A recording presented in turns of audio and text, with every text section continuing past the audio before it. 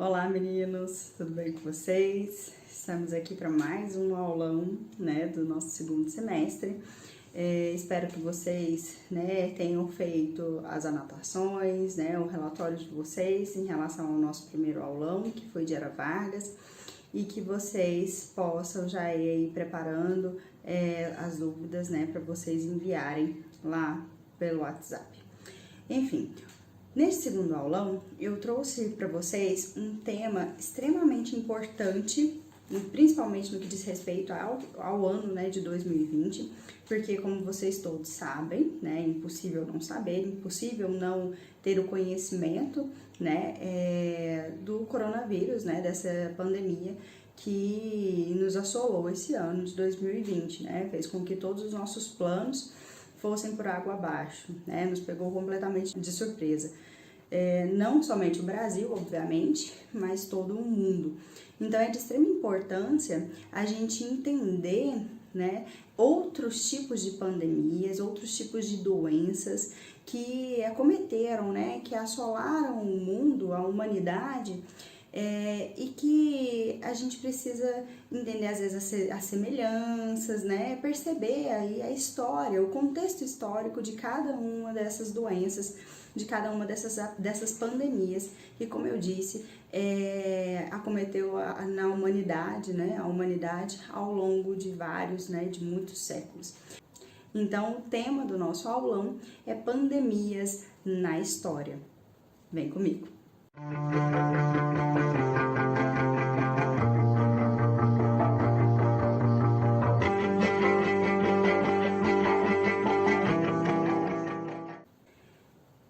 Olha só, meninos, como eu disse para vocês agora há pouco, é um tema muito importante e eu resolvi trazer essa temática para vocês nesse aulão por se tratar de uma atualidade, e vocês sabem que o Enem gosta muito, de abordar essas atualidades em suas provas de um jeito ou de outro.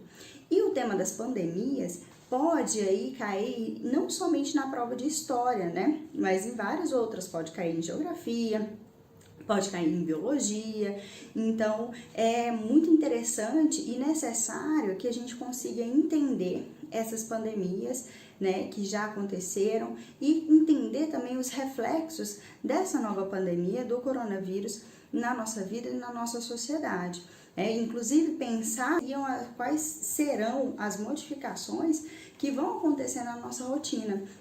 Hoje a gente já vivencia isso, a gente não sai de casa sem máscara, não sai de casa sem o álcool gel, as medidas para a gente entrar nas lojas já é completamente diferente. Então são reflexos que muito provavelmente vão ficar na nossa sociedade ainda por um bom tempo. Sem contar os reflexos desta pandemia, e especificamente falando do coronavírus, do Covid-19, os reflexos que essa pandemia vai ter, e já está tendo, na verdade, na nossa economia, e como a gente vai fazer para resolver esse problema da nossa economia, que obviamente, que todo mundo sabe, todo mundo já está vivenciando isso, está afetando o nosso dia a dia. O preço das coisas, a inflação está aumentando, enfim. Então a gente precisa compreender e estudar essas pandemias. Então eu preparei aqui para vocês um material para a gente entender isso. Antes da gente falar especificamente de cada uma dessas pandemias, nós vamos falar aqui ao longo dessa aula da peste negra, que é a mais conhecida, as pessoas se interessam muito pela peste negra, por ela ter sido uma das pestes que mais matou pessoas na humanidade, mas nós temos outras também que podem ser consideradas na mesma proporção, que tenha matado na mesma proporção, como por exemplo a gripe espanhola, que já é uma pandemia mais moderna, Mas antes da gente entrar especificamente nessas pandemias e entender o contexto histórico, a gente precisa saber diferenciar os conceitos. Então, o que é uma pandemia, o que é uma epidemia e o que é uma endemia, tá? Vem comigo aqui na apresentação para a gente tentar entender melhor esses conceitos, tá? Então, olha só, as pandemias na história. E só fazendo aqui um parênteses, eu trouxe essa imagem bem interessante e simbólica, que dá pra gente perceber aqui, por exemplo, aqui no caso, o médico da peste, né, lá da peste negra, nós vamos falar sobre a vestimenta, né, desses médicos que utilizavam para poder tratar os pacientes contaminados pela peste. Nessa imagem do meio, nós temos aqui uma enfermeira muito semelhante aos trajes que eram utilizados para o tratamento da gripe espanhola, né? E aqui à frente, né, aqui desse lado, nós temos uma enfermeira ou uma médica com os trajes que atualmente estão sendo utilizados pela equipe da saúde em geral, né, para poder tratar os doentes de Covid-19. Então vamos lá. Inicialmente nós vemos aqui para esse primeiro balãozinho que são os conceitos, né? Você sabe qual é a diferença entre esses conceitos que eu falei para vocês, né, de epidemia, pandemia e endemia? Vem aqui que a gente vai descobrir agora, tá? A epidemia. Uma epidemia é uma doença que se propaga durante um certo período de tempo numa determinada zona geográfica e que afeta muitas pessoas em simultâneo. Trata-se de uma nação utilizada pela saúde comunitária para fazer referência ao fato de a doença chegar a uma quantidade de gente superior à esperada. O que acontece, meninos, é que uma epidemia, ela vai, aparecer e ela vai contaminar várias pessoas, mas a grande diferença, por exemplo, de uma epidemia para uma pandemia, é que a epidemia, ela vai se fixar, ela vai acontecer numa determinada região geográfica, né? Uma das principais diferenças é essa, porque a pandemia, como a gente vai ver daqui a pouco, ela vai se espalhar por vários outros lugares, ela não vai ficar apenas naquela região, né? Vários outros países, vários outros continentes vão ser contaminados pela doença e isso vai levar à característica de uma pandemia. Então, uma epidemia é quando uma doença, ela vai afetar várias pessoas, pode matar várias pessoas, né? Provavelmente vai matar várias pessoas, mas fica ali numa determinada região, tá? Numa região geográfica. Então, essa é uma característica dessa epidemia. Nós temos vários exemplos de epidemia, uma delas é a doença tifo, né? Daqui a pouco eu vou mostrar para vocês, vou falar melhor um pouquinho sobre ela. Mas a tifo é uma epidemia que vai acontecendo ao longo dos séculos em alguns lugares específicos, tá? Então esse é um exemplo de epidemia. Vem para cá para a gente ver a pandemia. O termo pandemia provém de um vocábulo grego que significa reunião do povo e cujo significado se alargou para doença de todo o povo. Trata-se de uma doença epidêmica que afeta diversos países e que ataca praticamente todas as pessoas de uma área geográfica. Como eu disse para vocês, a principal diferença entre uma pandemia e uma endemia é que a pandemia ela vai se espalhar por vários outros locais, né, por vários outros países, por vários outros continentes. Várias pessoas, né, a contaminação ela vai acontecer num nível maior, né, muito mais pessoas e inicialmente não tem controle.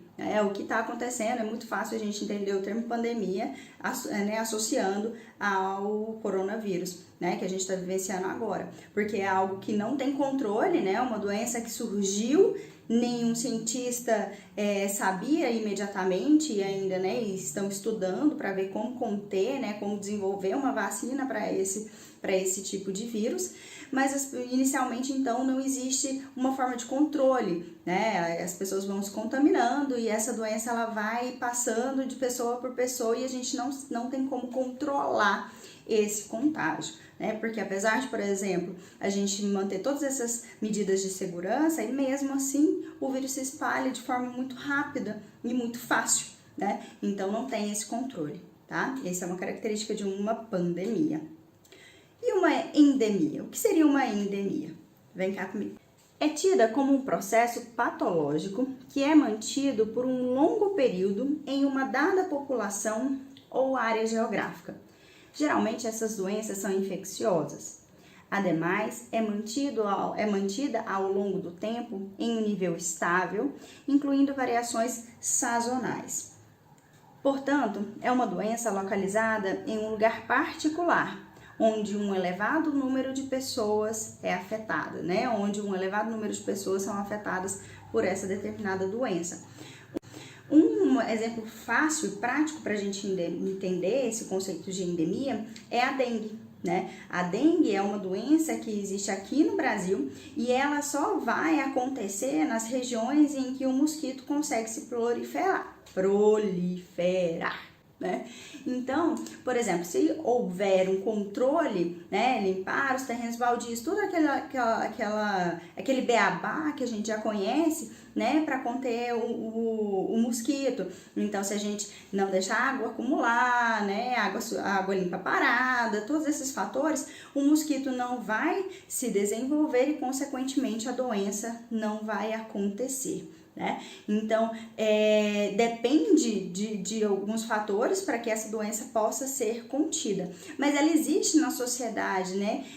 O tipo de doença, por exemplo, outro exemplo é a febre amarela, também, né? Um exemplo de endemia. A sociedade, ela é obrigada a conviver com essa doença, né? E ela vem e vai, né? Ela é sazonal, né? Ela vem em determinadas épocas e depois ela pode não acontecer. Por exemplo, a dengue, né? A dengue é um excelente, como eu disse, exemplo para a gente entender isso. Não é o ano inteiro que tem dengue, né? Ataques, assim, né? Em grandes proporções desse tipo de doença aí nas estatísticas, né? Então, há aqueles períodos chuvosos, né? E tem que ter um pouco mais de atenção para não acumular água e, consequentemente, não ter um mosquito e acontecer aí maior incidência da doença, tá? Então, é um exemplo clássico dessas endemias. Então, a gente já está acostumado, né, a viver com esse tipo de doença, tem as medidas que a gente pode adotar para conter a proliferação dessa doença. Eu acho que eu vou ficar gaguejando nessa palavra aqui durante toda a aula, né? Mas tudo bem. Tá ok, meninos? Espero que vocês tenham entendido a diferença entre esses três conceitos, porque isso aí já é um grande passo para a gente conseguir entender essas outras doenças que a gente vai estudar aqui agora, tá bom? Eu criei uma lógica cronológica, basicamente, para a gente tentar entender essas doenças. Então, eu classifiquei aqui, por exemplo, né, as pestes, que vão acontecer ali na Antiguidade, na Idade Média. Muitas pessoas acham que a peste negra foi a primeira, ou até mesmo a peste de Justiniano, a gente vai falar sobre ela, foi a primeira peste, mas não foi. Aconteceram outras, por exemplo, ali ainda no mundo antigo, né? A peste de São Cipriano, que vai ser a primeira que nós vamos falar daqui a pouquinho, foi uma das primeiras pestes, uma das primeiras pragas que assolaram a sociedade, né, a humanidade ali em Roma, tá? No Império Romano. Mas aconteceu também, por exemplo, a peste antonina. Então, o que eu trouxe aqui para vocês é um apanhado geral, né? Não dá pra gente falar de todas as epidemias, né? Porque milhares de epidemias já aconteceram, várias pessoas já morreram por diversas doenças, né? Que foram sendo descobertas, que foram surgindo ao longo dos anos. Bom, e depois nós vamos falar aí rapidamente, vou mostrar para vocês algumas doenças que a nossa sociedade, né, já convive com elas, elas vêm e vão e existem em algumas regiões, por exemplo, a cólera, a varíola que foi erradicada, nós vamos, né, falar sobre ela daqui a pouquinho, tifo, que ainda acontece, né, principalmente em regiões que tem campos de refugiados, por exemplo, né, cólera. Então, são doenças aí que já existem há muitos anos, né, há muitos séculos, e que a sociedade convive com ela, e como eu disse, assim como a dengue, febre amarela, depende de algumas medidas para que a gente consiga conter o avanço, a propagação desse tipo de doença. E por último, nós vamos falar aí das pandemias modernas, né? Vamos falar sobre a gripe espanhola, que é a mais conhecida de todas, né? E uma das grandes, alguns cientistas consideram que a gripe espanhola foi a maior peste, né? Foi a maior pandemia da história e não a peste negra, né? Como a gente imagina. E vamos falar também sobre a gripe suína, ou H1N1. E por último, a gente vai falar um pouquinho sobre a Covid-19, né? Covid-19 ainda não dá pra gente destrinchar com tantos detalhes, porque ela está acontecendo, a gente ainda, né, não tem previsão certa de uma vacina ou de quando a gente vai poder superá-la, ok? Então vem cá comigo pra gente ver cada uma dessas pandemias. Então, vamos aqui para o primeiro balãozinho, né? Sobre as pestes. E aqui, meninos, já tem uma curiosidade interessante para falar para vocês sobre a diferenciação, né? Por que a gente está falando aqui nesse mundo antigo de peste e lá na frente eu denominei de pandemia, mas eu tô falando que a peste também é uma pandemia, né? Vamos esclarecer isso daqui. Meninos, peste é um termo que era utilizado, né, antigamente, antes de surgir os termos científicos. Então, a partir do momento em que a ciência, né, ela vai crescendo e vai descobrindo, né, essas doenças, que vai tomando frente, né, dessas pesquisas, a nomenclatura muda. Então, peste é um termo que vai ser utilizado, né, de forma, inclusive, religiosa, tá? Então, a peste ela vai acometer uma determinada sociedade, muito provavelmente vão ter aí os cristãos ou alguma religião vai ser culpada, né, desse tipo de doença, mas não havia ainda um conhecimento científico de fato desse tipo de doença, então eles chamavam de peste, tá? Após, aí, principalmente a partir do século XIX, em que a ciência ela vai crescer e ela vai se consolidar no mundo, né, começa a mudar esse termo e aí passa-se a utilizar o termo de pandemia. Mas as pestes que nós vamos falar são exemplos de pandemias, ok? Então, só para esclarecer, para que vocês consigam aí entender a diferenciação de peste com pandemia, que na verdade é a mesma coisa, tá? É só apenas em termos de conceito, às vezes, de religião, de século, de aprofundamento científico, tá? Enfim. A primeira peste que nós vamos falar é a peste de São Cipriano.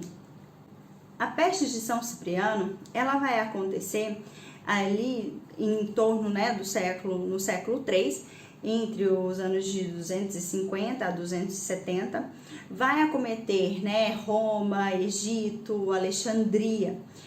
Em primeiro momento, a gente pode perguntar, né, pelo nome, peste de São Cipriano, por que essa peste vai ganhar esse nome?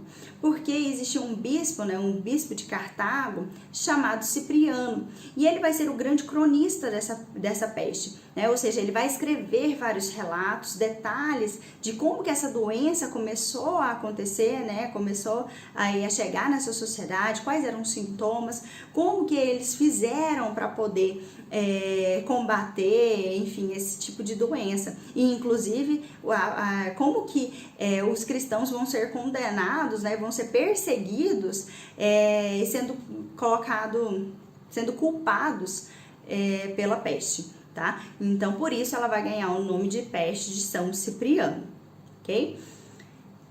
Estima-se que no auge dessa doença aconteciam 5.000 mortes por dia em Roma, né? Então, quando essa doença chegou ali no Império Romano e no auge dessa doença, que era extremamente contagiosa, né, alguns historiadores, cientistas dizem, né, que inclusive acreditam que essa doença da peste de São Cipriano tenha sido ou sarampo ou varíola, né, para vocês terem ideia de como que, por exemplo, a varíola ela vai acontecer em vários episódios, né, no decorrer de toda a história, ok? Então, existe aí essa hipótese de que essa doença seria de varíola ou sarampo. Então, no auge dessa doença, no auge dessa peste, 5.000 pessoas morriam por dia em Roma. Isso é muita gente, é um dado muito forte, né? Os sintomas eram os olhos vermelhos, garganta inflamada, gangrena dos pés, né, feridas, né, morte o que é gangrena? É a ferida, é a morte do tecido, né? Então a pele morre, abre feridas, é bem nojento, inclusive, né? Dá uma febre, sede insaciável, diarreia, vômitos contínuos, os quais seguiam muitas vezes pela perda da audição e da cegueira. Lembrando, meninos, que a gente precisa entender, né, o contexto em que essa peste de São Cipriano chega ali no Império Romano. Lembrando, então, que no século III, o Império Romano já estava vivenciando uma grande crise, em que o Império Romano já estava sofrendo pelo processo, né, já estava passando por um processo de desagregação, de fragmentação, de crise. Ali no século III, dentre outros fatores, rebelião, né, crises agrárias, já estava acontecendo as chamadas, né, as famigeradas invasões bárbaras. Lembram-se delas? A gente viu lá no primeiro ano, né, a gente estudou sobre essas invasões bárbaras. Então, essas invasões bárbaras vão contribuir também para toda essa crise, para todo esse momento que nós estamos falando. Tá bom? Então, no século III, o Império Romano já estava vivenciando essa crise e a peste ela vem ainda para contribuir ainda mais para todos esses fatores de desagregação do Império Romano. Okay? Essa peste, meninos, inclusive não era um tipo de doença que afetava apenas a população mais simples ou os mais pobres do Império. Inclusive, o imperador Cláudio II, ele morreu em decorrência dessa doença da peste de São Cipriano, tá? Outra questão muito interessante é que um dos imperadores, o imperador Décio, ele vai acreditar, né, que essa doença, a peste, era culpa dos cristãos. O cristianismo, se vocês puxarem pela memória de vocês lá do primeiro ano que a gente falou sobre isso, esse cristianismo, ele estava crescendo ali, né? O cristianismo, ele surge dentro do Império Romano e ele estava crescendo. O imperador Décio coloca então a culpa nos cristãos, no surgimento desse cristianismo, no crescimento desse cristianismo, a peste. Isso vai fazer com que vários cristãos sejam perseguidos ali dentro daquele contexto, no século III, mas faz também com que várias pessoas se convertam ao cristianismo, porque essa peste vai ser associada, inclusive, ao final da humanidade, ao apocalipse. Então, várias pessoas acabam se convertendo e acreditando, né, que aquilo seria o início do apocalipse. Então, elas se convertem ali ao cristianismo. Tá, ok? Então, eu acredito que isso seja bem interessante. Eu trouxe aqui para vocês um relato bem bacana para a gente conhecer do biógrafo de Cipriano, Pôncio de Cartago. Ele escreve um relato, então, sobre essa peste, né, em Cartago, a peste de São Cipriano, quando ela chega em Cartago. Olha só, mais tarde, lá eclodiu uma peste terrível. A destruição excessiva de uma doença odiosa invadiu em sucessão cada casa da população agitada, levando dia após dia com ataque abrupto a inúmeras pessoas, cada uma de sua própria casa. Todos estavam estremecendo, fugindo, esquivando-se do contágio, impiedosamente expondo seus próprios amigos, como se com a exclusão da pessoa que era certo que morreria da peste, também pudessem excluir a morte em si. Lá estava sobre os entrementes, sobre a cidade toda, não mais corpos, mas as carcaças de muitos, e, pela contemplação de muito que na vez deles seria deles, demandaram a piedade dos viajantes para si mesmos. Ninguém considerou nada além de seus próprios ganhos. Ninguém tremia na recordação de um evento similar. Ninguém fez para o outro o que desejou experimentar.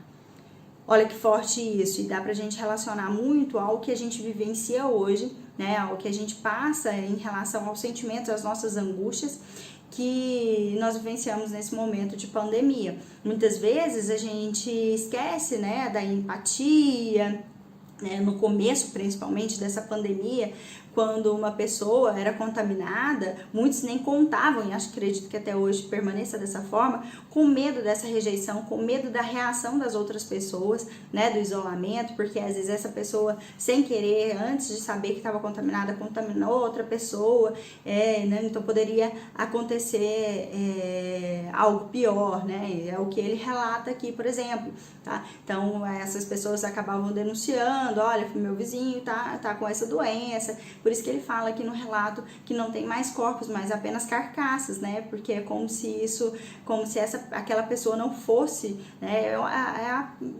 se estivesse perdendo a humanidade, né, eu acredito nisso. Então é um relato bem forte e interessante que dá pra gente fazer uma relação com o momento que nós estamos vivendo hoje. Voltando para cá, nós vamos ver outra grande peste, que também vai ser chamada de praga, né, ou peste de Justiniano, ou praga de Justiniano, tá, pode ser utilizada essas duas formas, essas duas nomenclaturas. A peste de Justiniano, alguns historiadores, alguns cientistas falam que ela foi a primeira, mas como eu disse para vocês, não foi, tá? Porque tivemos essa, como eu acabei de mostrar para vocês, que foi antes no século III, né? A peste de São Cipriano, e teve uma antes ainda em Atenas, que é a peste antonina, ok? A peste de Justiniano, ela vai acometer principalmente o Império Bizantino de Justiniano, e por isso mesmo, né, vai ganhar esse nome, né, vai ser apelidado como peste justiniana, até porque o próprio imperador vai pegar essa doença. No seu auge de contaminação, vai ser entre os anos de 541 e 544. Portanto, ali no século VI, no iniciozinho ali da Idade Média, tá? O principal local que essa peste vai ser registrada, né, que vai acontecer, é ali justamente no Império Bizantino, tá? Ali na região do Mar Mediterrâneo. Estima-se que morreram cerca de 25 a 100 milhões de pessoas por conta dessa doença ali da peste de Justiniano. Que inclusive, meninos, nós vamos poder relacionar com a peste negra, porque ela vai ser uma variação da peste negra. Assim como a peste negra, ela também vai ser transmitida pelas pulgas que picavam os ratos e acabavam transmitindo aí a bactéria para os humanos. Tá? Então é uma variação, ela aconteceu antes da peste negra, mas era aí já um sinalzinho, já era uma variação dessa peste.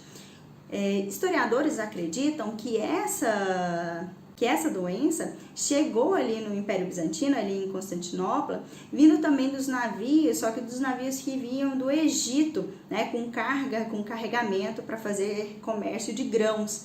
Então, essa peste havia chegado aí em Constantinopla, justamente da mesma forma, trazendo esses ratos, né, que carregavam essa bactéria. A pulga picava o rato e transmitia para os humanos. Os sintomas: febre súbita, dor de cabeça, arrepios, aparecimento de inchaços dolorosos, os famosos bulbos. Lembrem-se, meninos, toda vez que a gente fala de peste negra, mostra aquelas fotos horrorosas, né, daquelas manchas, aquelas bolhas que apareciam na pele dessas pessoas, é isso que nós chamamos de bulbos, tá? Náuseas, vômitos, diarreia, visões alucinatórias, insônia, senão saiu errado ali o acento, delírio e coma. O período dos sintomas clínicos agudos tinha uma duração muito curta, né? Na verdade, não dá para saber muito ao certo. Algumas pessoas demoravam um pouco mais, outras menos, mas geralmente a pessoa morria muito rápido, né? Do início dos sintomas até a morte, muitas vezes eram cerca de 5 dias, tá? Então é uma grande peste, né? Uma grande pandemia que aconteceu aí antes mesmo da peste negra. Essa praga, ela vai acabar se espalhando principalmente ali na região do Mar Mediterrâneo, mas naqueles continentes que a gente sempre fala, né, que esse é um entreposto ali, um encontro desses 3 continentes, é o Mar Mediterrâneo, a África, a Europa, e a Ásia. Porque naquele período também não tem como a gente, por conta desses comerciantes, tá? Não tem como a gente estimar quantas pessoas ao certo morreram, por isso que essas estatísticas, né, quando você vai pesquisar a quantidade de mortos por essas pestes, por essas doenças, é muito difícil estimar ao certo um número mais aproximado de pessoas que morreram, né? O controle desses dados é muito diferente do que a gente faz hoje.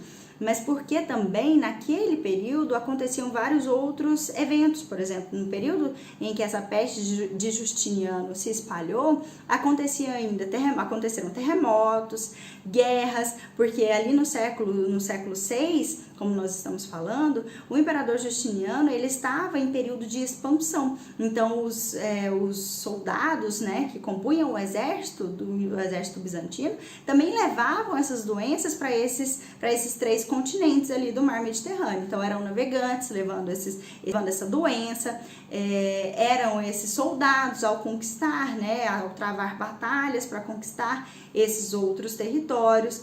Então tem vários outros fatores que vão piorar o contágio dessa doença. Mas também, como eu disse, é difícil estimar esse número, porque além de terremotos, de guerras, existiu naquele período um surto de varíola. Não dá muito ao certo para a gente determinar quantas pessoas morreram em decorrência dessa peste de Justiniano. Vamos para a próxima peste, que é a conhecida peste negra. E meninos, muita atenção, além de vocês, né, gostarem de estudar essa peste, né, a peste negra, é um assunto interessante que outras vezes já esteve presente no Enem. E como agora, né, como eu disse, é um tema bastante atual. A peste negra, então, meninos, é um assunto, né, já bastante abordado, os alunos gostam bastante desse tema, né, dessa temática, e nesse contexto... Esqueci de ligar a luz. Tá? Então, vamos entender aqui direitinho essa peste negra. Eu coloquei aqui para vocês uma imagem, né, representando essa peste, como eu disse lá, daquelas bolhas, né, que dão ao longo do corpo da pessoa, essas manchas pretas, essas bolhas pretas, tá, que aí se infeccionavam. Então é uma imagem bem impactante. Essa peste negra matou cerca de 75 a 200 milhões de pessoas. Ela teve o seu auge, né, ali na Europa, no século XIV, entre os anos de 1347 e 1351. Essa peste chega na Europa nesse período, e como a gente já sabe, eu tenho certeza que vocês vão se lembrar, inclusive, de um documentário que eu passei para vocês lá no finalzinho do primeiro ano, lá em 2018, que a gente falou sobre essa peste, né, que contava, inclusive, a origem da peste negra ter sido lá na Ásia, né, com o Gengis Khan. Eu me lembro direitinho que quando eu colocava o documentário, vocês ficavam assim, professora, o trem tá falando lá da Ásia, falando do Gengis Khan, qual é a relação disso tudo, né? Porque foi lá na Ásia que é registrado o surgimento dessa peste negra, tá? E aí acaba chegando na Europa por meio de navios, por causa da rota de seda, né, do comércio que foi se estabelecendo nesse período aqui, já no finalzinho, né, que a gente chama de Baixa Idade Média, no século XIV. Então já estava se encerrando, né, assim como a gente comentou lá, a peste de São Cipriano, que acontece já nesse período de decadência desse Império Romano. Aqui a peste negra ela também acontece já num processo de decadência desse período da Idade Média. Portanto, o renascimento comercial já estava acontecendo naquele período. Então, acaba que essa bactéria, né, que vai carregar essa doença, que mais uma vez a gente já sabe que era a pulga, né, que picava o rato, assim como lá na peste de Justiniano, né, picava o rato, picava a pessoa, os seres humanos, e assim ia se passando, né, se proliferando essa doença ali na Europa, principalmente, tá? Então, só para a gente entender, essa doença surge na Ásia Menor né?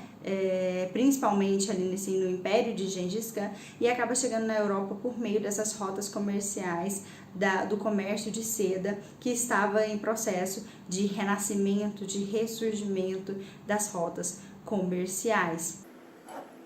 Pausa para água na caneca do flash.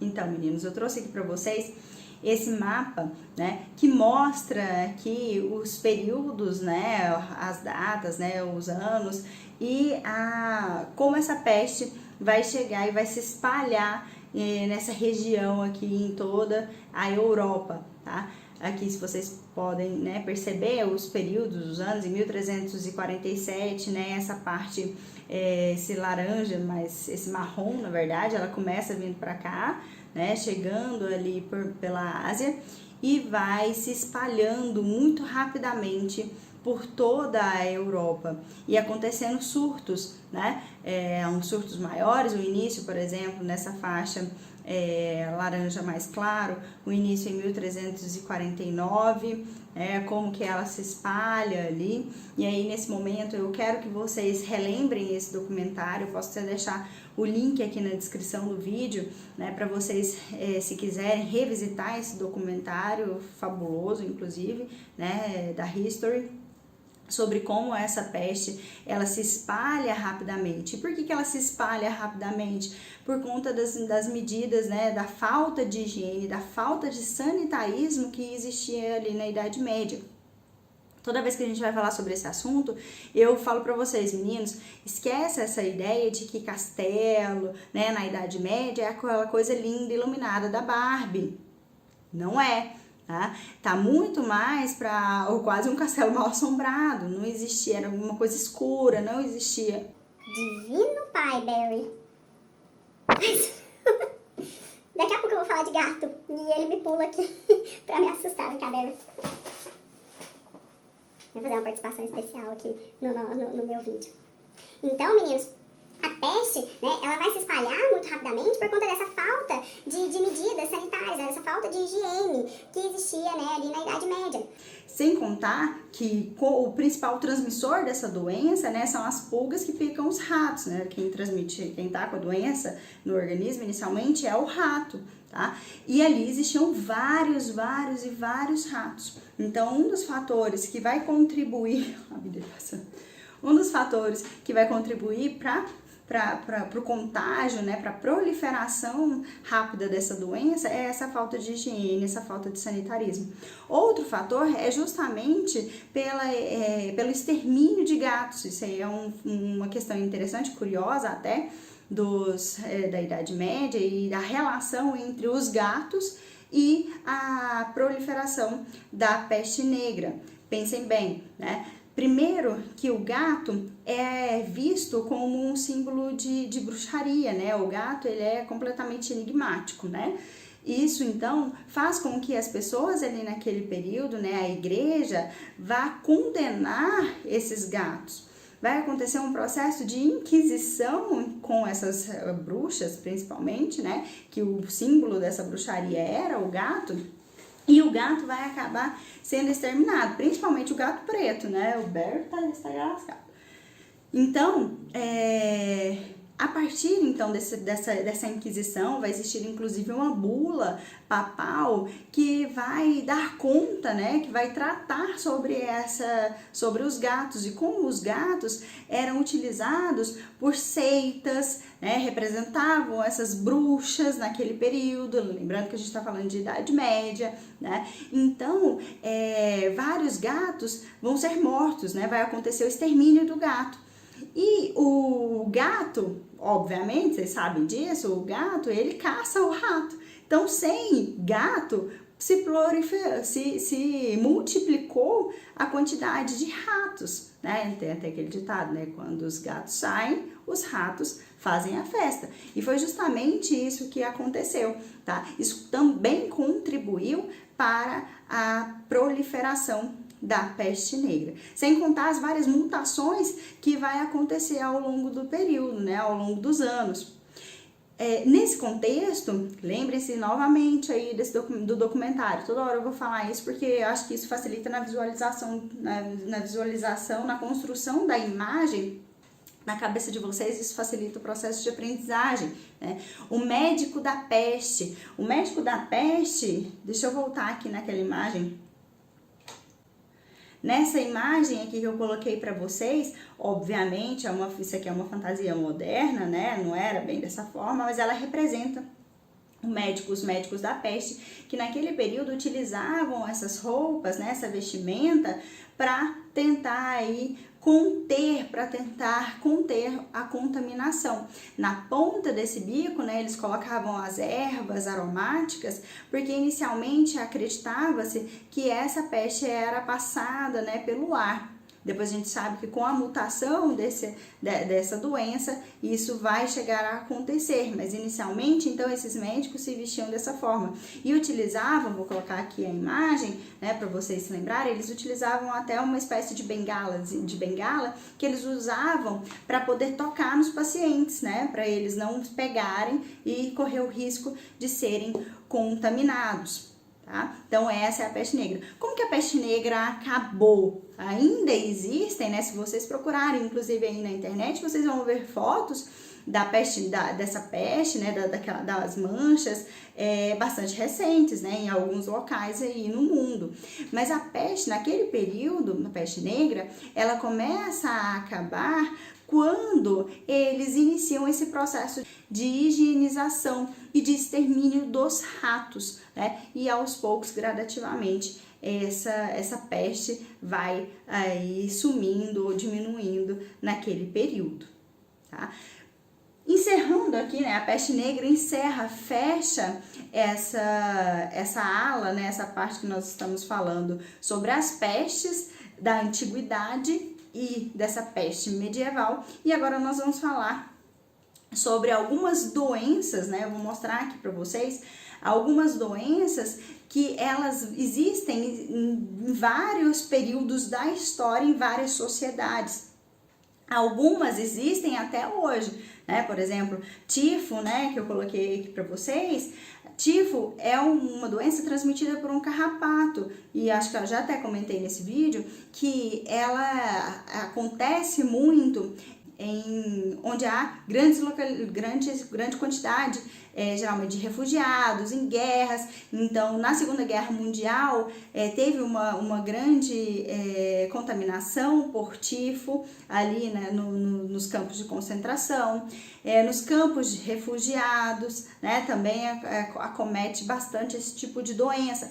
A cólera ela é transmitida aí pela contaminação da água, tá? Então no Brasil, em regiões pobres, em regiões bastante carentes, existe ainda muitos casos de cólera, tá? É claro que aqui a nossa aula, meninos, não tem como objetivo falar sobre esse aspecto biológico em si, né? Isso daí eu deixo para os professores de biologia, mas a cólera também é uma doença que já aconteceu em vários outros locais e é considerada uma grande epidemia, tá? E por último, e na verdade aqui no slide, né, eu coloquei como primeiro, mas é porque eu quero contar para vocês uma curiosidade bem interessante, bem bacana, né, que é a varíola. A varíola, olha a imagem da menininha aqui, essa menininha cheia de bolhas, né, a doença aqui é varíola, tá? A varíola também vai acontecer em várias sociedades ao longo dos séculos. Eu disse para vocês lá atrás que a peste de São Cipriano, existe a hipótese de ter sido varíola ou sarampo, tá? Então a varíola ela já existe aí há muitos e muitos séculos. Atualmente a varíola ela foi erradicada no ano de 1980. E ela só foi possível, né, ser erradicada por conta da descoberta da vacina.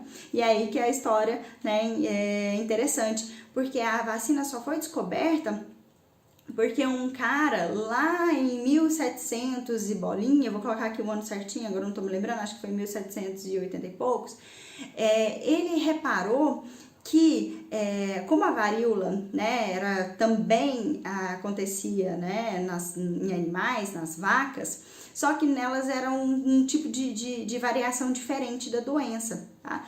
Ele começa a perceber, por meio da observação, da importância da ciência e não apenas da opinião, né, ele começa a perceber que as mulheres que tiravam, né, que ordenhavam as vacas e, portanto, pegavam nas tetas, essa imagem não ficou legal?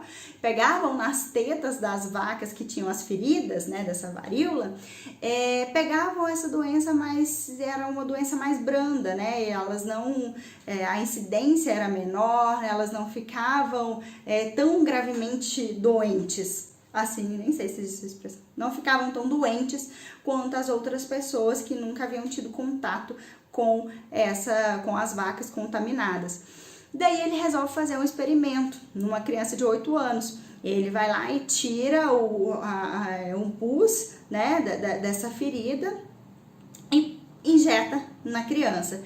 E aí ele descobre, né, a criança fica doente, mas de uma forma mais branda, assim como as mulheres, né, que retiravam o leite. E depois ele faz o mesmo processo, vai e pega o vírus lá, pega o pus da ferida e injeta novamente nele, e aí ele não acontece nada com ele, ele não fica doente novamente. Ou seja, ele se torna imune à varíola. E a partir daí começa o processo, né, de estudo e fabricação dessa vacina. E aí lá em 1980 a varíola foi erradicada porque houve aí uma vacinação em massa. É o que inclusive a gente espera no caso do Covid-19, né? Por último, meninos, para a gente caminhar aqui para o final da nossa aula, nós vamos falar das pandemias modernas. Aqui, então, vai entrar a gripe espanhola, o H1N1 e o Covid-19. Coloquei aqui para vocês uma imagem que representa a gripe espanhola, né? Essas duas mulheres caminhando aí nesse período de pandemia da gripe espanhola, utilizando as máscaras, tá? Que também foi uma medida protetiva, né, uma forma de se proteger dessa doença. A gripe espanhola, meninos, percebam, ela é muito importante para a gente entender a relação com o que nós estamos vivendo hoje, porque é a mais próxima, né? Aconteceu há pouco tempo atrás, lá no início do século passado, é uma pandemia próxima. Tá? Aconteceu durante, né, no final da Primeira Guerra Mundial. Inclusive é um dos fatores que faz com que seja difícil a gente determinar ao certo quantas pessoas morreram da gripe espanhola, porque estava acontecendo a guerra, então ali morriam as pessoas, né, durante esse confronto, muitas pessoas vão adoecer ali nos campos de batalha, enfim, e isso vai fazer com que não dê precisamente para a gente falar um número correto de pessoas que morreram dessa doença. Mas para começar, a gente chama de gripe espanhola. Mas por que gripe espanhola? Ela surgiu na Espanha?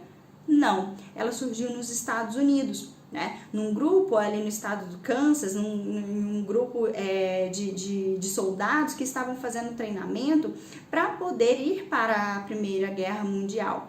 E aí eles acabam levando essa doença para outro continente, lá para a Europa, em meio à Primeira Guerra Mundial.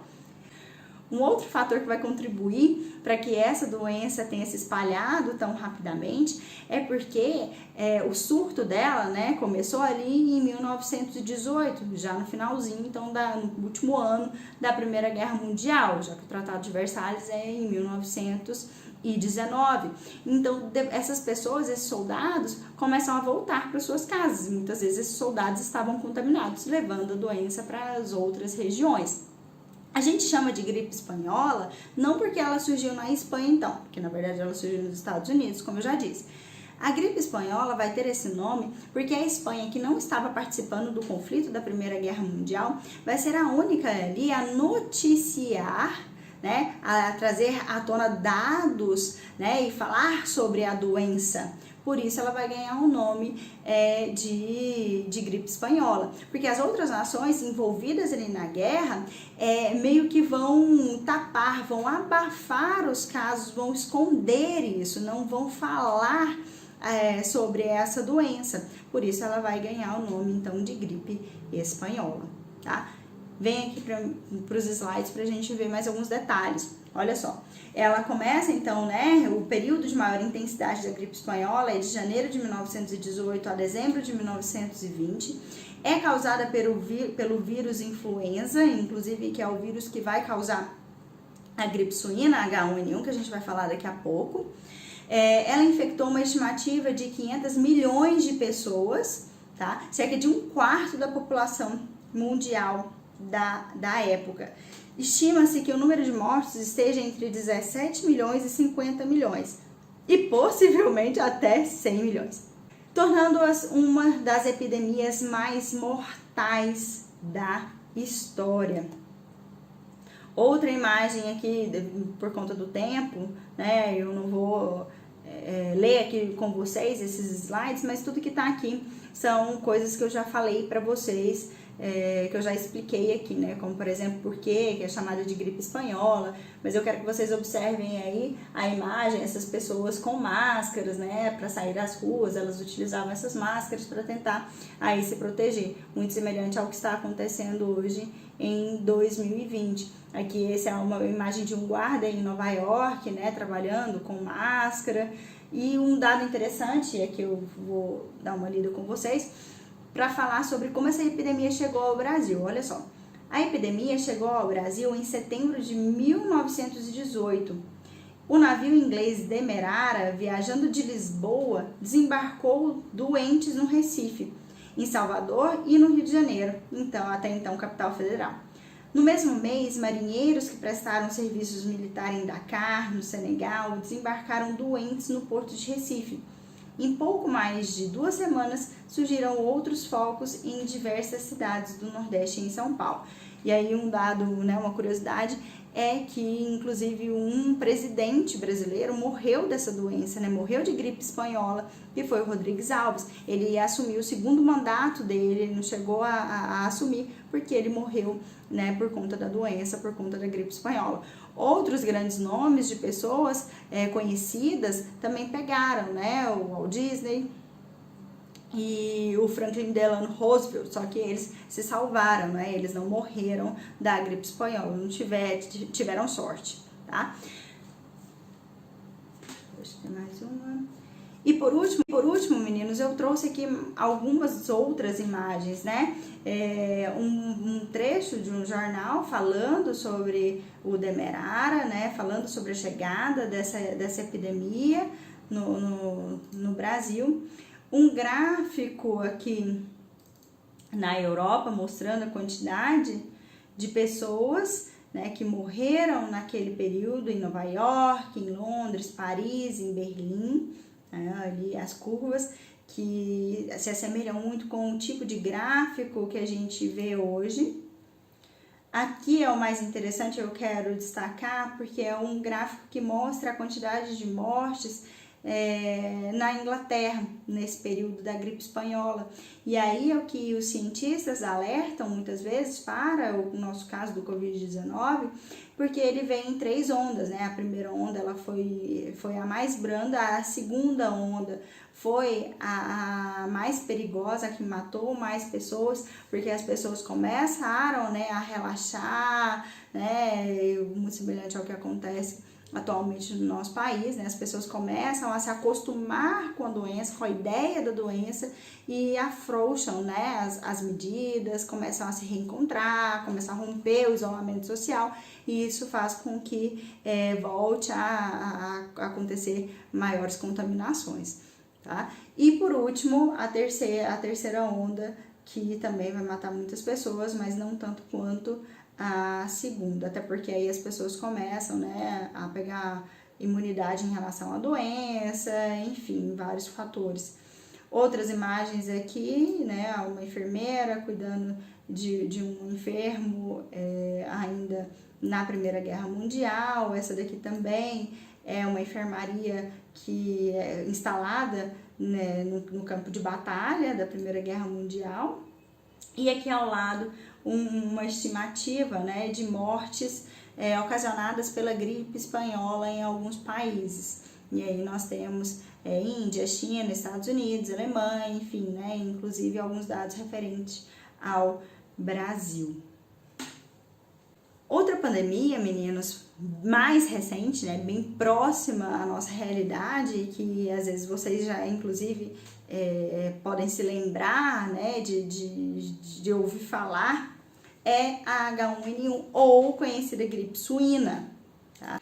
A H1N1 ela é chamada também de gripe suína porque ela surge ali no México, e o primeiro contato dessa doença, desse vírus, foi feito nos porcos, tá? Por isso que ela ganha esse apelido de gripe suína. Mas não existe o fato, não era que se você comesse carne de porco você ia pegar o vírus, não, tá? Tanto é que eles mudaram esse nome, né, de gripe suína para H1N1 ou gripe A, porque as pessoas começaram a associar, a pensar que comer carne de porco elas iriam pegar o vírus, e não era bem assim, tá? Olha aqui. No Brasil, o primeiro caso então foi confirmado em maio daquele ano, de 2009, e no final de junho, 627 pessoas estavam infectadas no país, de acordo com o Ministério da Saúde, né? E aí o contágio, ele é da mesma forma, né? Por gotículas respiratórias, no ar, em superfícies contaminadas. Então, desde aquela época, já se falava muito de álcool gel. Eu me lembro de várias campanhas, né, falando pra gente levar álcool gel na bolsa, não ficar esfregando os olhos, né, mas não foi algo tão alarmante que fez com que nós saíssemos às ruas com máscaras, como é o caso agora de Covid, né, que nós vamos falar aqui agora. O coronavírus, ele surge ali na China, né, e esse é o mais fácil de vocês saberem, porque eu imagino que vocês tenham acompanhado todo esse processo, tenham assistido algumas reportagens falando sobre o assunto, mas o coronavírus, ele surgiu aí na China e acabou se espalhando por todo o mundo, gerando essa grande pandemia que já matou muitas pessoas, né? Inclusive aqui no Brasil, se a gente for pegar esses gráficos que representam as mortes, o nível de contágio, nós vamos ver aí dados absurdos, né, da quantidade de pessoas que já morreram acometidas aí pelas complicações da Covid-19. Olha só, vem aqui comigo pra gente ler e entender um pouquinho melhor sobre ele. O novo coronavírus foi descoberto em Wuhan, né, cidade chinesa, com 11 milhões de habitantes, por conta de uma série de casos de pneumonia com a origem desconhecida. Depois de algumas pesquisas, foi descoberta a Covid-19, uma doença causada pelo novo coronavírus, que mais uma vez é uma doença também que foi carregada, né, por animal, no caso morcego. Vocês vão se lembrar aí dessa história, que pra gente lá atrás, no final do ano passado, parecia tão distante, né, do nosso país, parecia algo tão longe, extraordinário, e que nunca chegaria aqui no Brasil e que jamais nós estaremos vivendo o que a gente está vivendo hoje, né? O vírus que causa o Covid é transmitido principalmente por meio de gotículas geradas quando uma pessoa infectada tosse, espirra ou exala, por isso mesmo essa série de cuidados que a gente precisa ter e que a imprensa agora tanto bate na tecla. Essas gotículas são muito pesadas, né, para permanecerem no ar e são rapidamente depositadas em pisos ou superfícies, e aí a gente acaba com contato disso, pegando essa doença, esse vírus.